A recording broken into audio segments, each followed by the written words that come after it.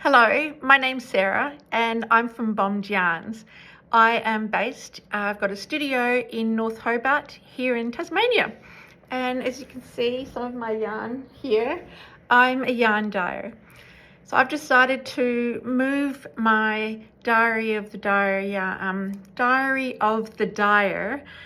videos over to YouTube. Social media is a bit of a minefield, and at least on YouTube, you get to choose what you want to see and you'll be able to watch it in your time, and you get to see it if you press subscribe and like, and you'll be able to get notifications when it comes on. I'm hoping to do these a little bit more regularly than I have been doing my previous Diary of the Dyers. And this one is going to be all about my haul from Bendigo, from the Australian Sheep and Wool Show, which happened just over a week ago. I returned back here on Tuesday, and we've been setting the studio back up and getting the place ready and getting some yarn orders happening. So I would say that I actually had some time that I was able to walk away and collect things that I really wanted to collect. I was really lucky that Nat from Auntie Nat Knits, that's her Instagram profile, she was staying with us, and I gave her a little bit of a list of things. I said, I've been looking for these things for quite some time now, so if you see them at the show, let me know because I want to pick them up. So the first thing that was on the list was a loom. So when I do weaving, I tend to do bigger pieces, and my weaving teacher said if you have a loom like this, there's plastic ones around, but I just haven't been able to see them. You'll be able to do mini samples and see if they actually, it finishes up the way you're visualizing that it's going to finish. But also I can block them and see how much I mean, it's only a small amount, I know, a small size, but at least I can get an idea, because I like to mix my fibers, of how it responds. So I'm really looking forward to using that.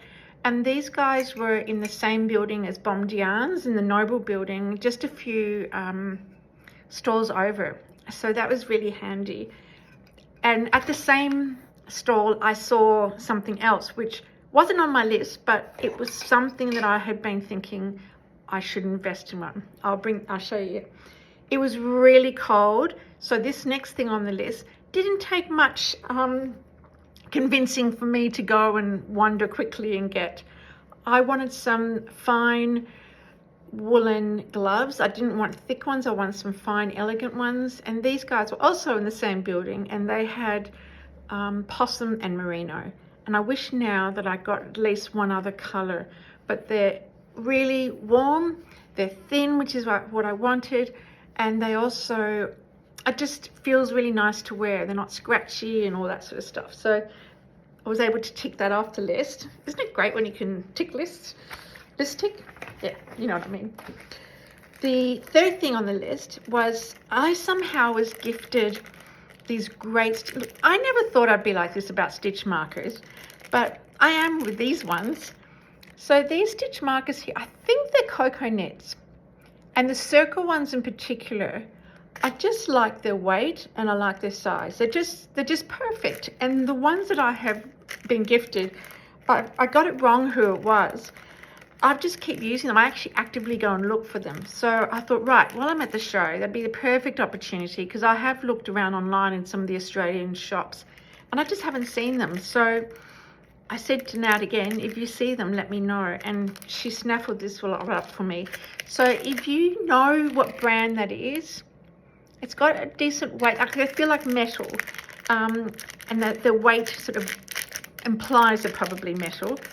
If you know what brand it is and you know where I can get the circular ones, I really would appreciate that, and I'd like to get a big batch of those because I just really love them. The fourth thing on my list was I had just completed my Mary Jane Muckleston Peary Shop cardigan, and I really wanted some buttons for it. I was hoping to wear it to the show, but I just didn't have buttons. So with a bit of help from some friends, they found these buttons. And look, I would have never gone for yellow. In fact, when it was yellow was originally suggested for it, because there is some yellow in the color work, I was like, nah, that's going to be too strong, too dominant.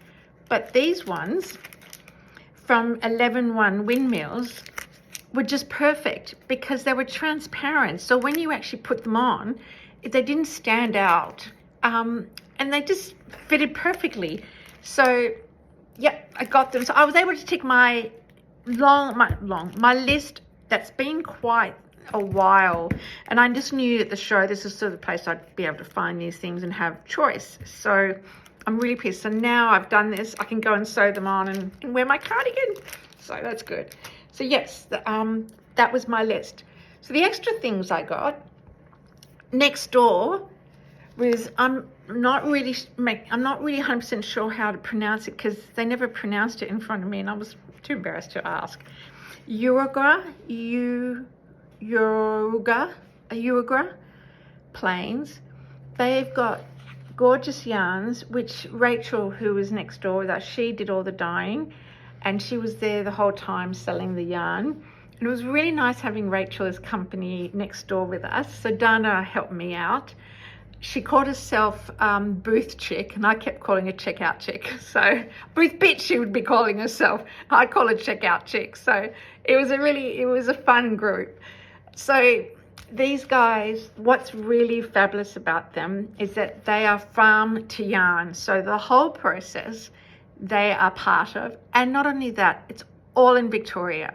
And to me, that is the ultimate ideal way it should be in Australia. Just unfortunately, we do not have the quantity and the experience of mills that can sustain themselves to do. I just don't get why we don't. But anyway, that's the way it is at the moment.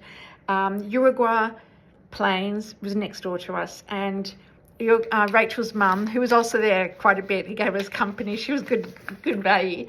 She was knitting spiral beanies.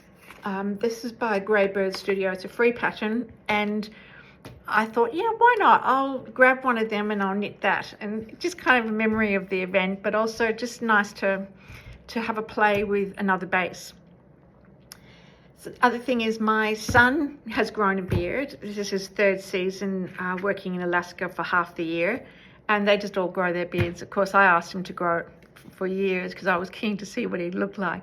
And then he came home from his first season with a beard. So it was a shock when I first saw him on FaceTime. I was like, oh my God, that's my son. So for a bit of fun, I went to these guys who are in the stall a couple stores down from us. And I said, you know, that my son's has grown a beard, and I thought it'd be nice to get him something for fun. It's a beard and face oil, and it's Australian made and everything. And this could be the perfect stocking stuffer. So hopefully he doesn't watch this. Oh well. Another thing, I met Georgia from the Woolly Goose, and we've been chatting quite a bit before the Bendigo Wool show, it's just so nice to connect with other dyers.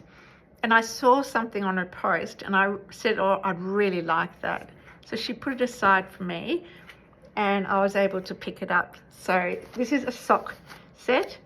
Really looking forward to knitting this. I tend to do plain sock because I like to highlight the yarn. I just thought it looked fun and fabulous, and she's called this one frivolity, and that's just perfect. So I'm really looking forward to knitting that.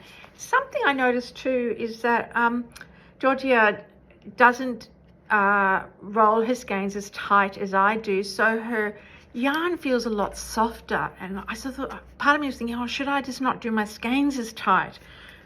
I don't know, it's just been doing so many of them that, yeah. But I really like that idea. It feels really gorgeous, and it's Australian yarn as well. And then Maxi Moo, who is opposite us, I also saw something on his Instagram, crime scene. And as soon as he finished setting up, because you don't want to spoil the setup, actually a few times Dana went over to get her yarn. I was like, nope, let him finish, leave him. So I was pretty bossy with Dana. Maxi Moo yarns,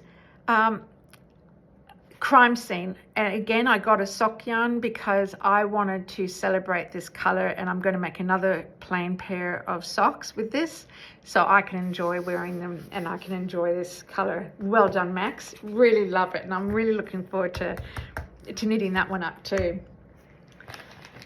I had the privilege of meeting quite a few designers face to face, and this designer here, Vera Marcoux, she has released a jumper, a Milo jumper for the show in collaboration with Great Southern Yarns. So they had her patterns there and the yarn that they used for her jumper. And I just happened to go across late Sunday, which was the last day, and I saw this. I'm not sure it was just positioned where it was, but I just fell in love with the design on it. And I just thought, I can't wait to knit that. And also, having met Vera Marcoux, she does designing a little bit different. This is the fascinating thing about talking to designers. They all just have a slightly different way of being inspired in that. So it was just really lovely to chat with her, and, you know, just as Dyer and designer. So I am looking forward to doing this one. It's just, yeah, really pretty. So I'll have to decide on which color, which is often my biggest dilemma. Oh, and this was the other product that I bought from Petlin, is the name of the company, an Australian company. It's handmade. This is a lazy Kate for 3 spools. So when I spin the yarn and I want to use 3 plies and spin them together, I have set up a dodgy way of doing it, and it's not ideal. These guys have made a lazy Kate to fit all 3 of them, and also fit bobbins that are big, so it's adjustable. So perfect, because it will be so much better when I spin and do 3 ply together. I'm pleased. I actually was just thinking, I didn't have it on my list. I was just thinking that's something I want to consider getting. And I saw it, and it was handmade, and they know their stuff because I've got one of their other products. So I thought, yep, I'm just going to get that. So that was a nice hold, a nice other. This is the other thing in Tassie, and what I do, it's often quite difficult for me to get the supplies unless I buy it online. And I do actually prefer to see it. So I do tend to build a little, I've got a little list in my notes saying, you know, when I go to the Bendigo Wool show, this is the sort of things I like. I want to thank Tess from Fluff and Nonsense, who gifted me this.